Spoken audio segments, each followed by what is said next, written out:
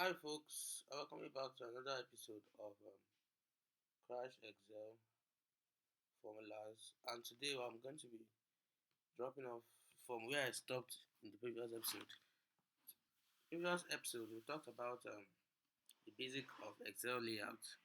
We also talked about how to rename a sheet. So all you need to do is you just double tap this sheet and then type a new name. So, for example, if you want a new name, you can type my name NATH and then you click enter. Then you can see that that new name has already been registered. Now that is one way of doing that. You can also decide to control click and then you can rename. So I can choose rename here. Then I can change the name like enter. That's it. Now you can also decide to add new sheets by clicking this plus icon to the right of this worksheet tab. So you can see that I have another sheet. When I click the plus icon again, you can have another sheet, another sheet, another sheet, and so on and so forth. There's no limit to the number of sheets you can have. So the only thing that limits here the number of sheets is the memory of your computer. If your computer has a lot of memory, you can make a lot of Excel sheets because Excel consumes a lot of memory. It's a very um, tasking app. So today we are going to be dealing with basically something else, and we are going to be doing a proper introduction into this layout of Excel, and this is called the columns. Now these columns they are vertical sections of the worksheet. Now when you intersect a column and a row, you will get what is known as a cell. So now this cell they are boxes. So if I click on this first one, this box is the cell that is gotten when you intersect the column of B with the row of 1. And it is called B1.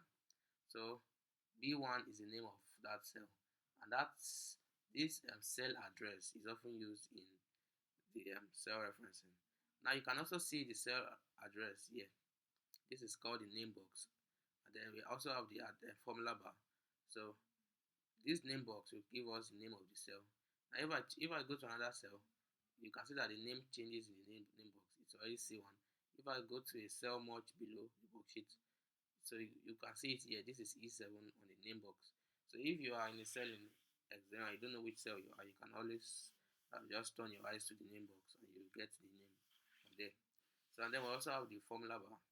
So much later in this episode, in this course, we'll be dealing with formulas. But today we'll just be dealing with the basics.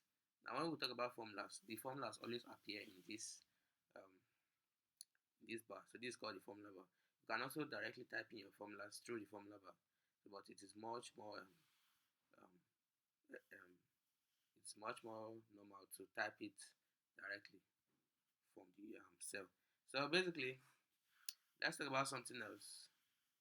And before we end this episode, I want to give you guys a snippet into formulas because this course is about Excel formulas. So let's talk about one particular Excel formula. Now, I've double clicked in this cell. You can see that the arrow is now is blinking twice. The cursor is blinking twice. So now this is I've zoomed in so you can see more properly. Now, if I were to type a formula here, my formula will begin with an equal to sign. So every Excel formula always begins with an equal to sign. So this equal to sign is kind of like the precursor of every formula, and it kind of heralds the formulas. There are different types of formulas. You can see them in the formula bar. So this is the formula bar. You can decide to insert the function. You can auto sum. So before we go to there, I'm going to do a simple auto sum. So imagine we have numbers in this row. So let's so let me actually clear this. So let's type a name for this column C. Let's call these numbers. So let's assume you are just interested in calculating the in summing up three numbers. So which are 57, 74, and 48. So Now you can see that this Excel is actually converting them to percentages for me, and I don't want that. So you can also change that. You can just need to click on select the cells. So select the cells.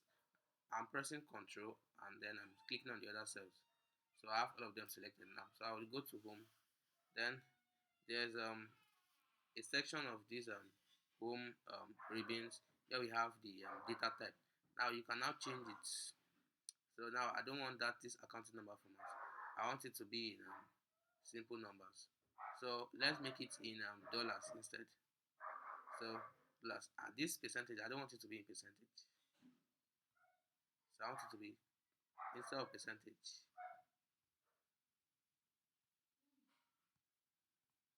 I don't want percentage. So we could select the cells again, and you can see the percentage icon here. So I want to change it to currency instead, or rather, okay, currency. Currency is good. Currency is good enough. Now this currency, I can change it back. So this is the different currencies. Now I want to sum this up. All you need to do is to use this simple auto sum formula. Just select each of the cells. So I've selected each of them. Then you go to the formula bar. Then you click on auto sum. So this auto sum will actually sum each of these cells. So now these cells, let's sum cell C4, which is this, and cell C5, which is this. That will be let's type in the cell address C4 and put comma C5. Then you click enter, and then you automatically have the sum of those two. So if you want to undo this, you can click Ctrl Z. So you can see I've undone it. So that's the sound Excel makes on the Mac. So I'm doing each of these.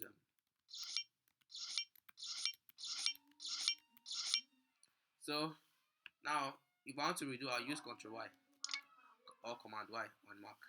Now basically that is basically what we'll be covering today in this episode. I hope you've enjoyed this. Thanks for watching.